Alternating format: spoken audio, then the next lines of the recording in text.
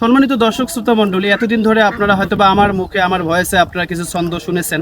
তো আজকে আমার অনুরোধ ক্রমে আমার দাদু আলহামদুলিল্লাহ আপনাদের সামনে একটা ছন্দ পরিবেশন করবে। আপনারা অবশ্যই একটু শুনবেন, কেমন হয়েছে অবশ্যই জানাবেন কমেন্ট বক্সে ইনশাআল্লাহ। দাদু, আপনার ছন্দটা আপনি যদি একটু বলতেন। বিসমিল্লাহির রহমানির রহিম। শেখ হাসিনা ছিল অতি চালাক বুদ্ধিমতী, বুদ্ধির জুড়ে বিনা তেলে সে জ্বালাইছে বাতি। কথায় আছে বেশি বুদ্ধি যার নড় বড় তার, বুদ্ধির তার এখনো অধগতি, তেল দিল আর জলে না বাতি।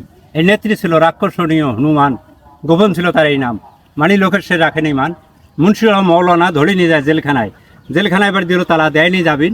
কত করেছে নির্যাতন অপমান, জেল হাজতে পচলো যান।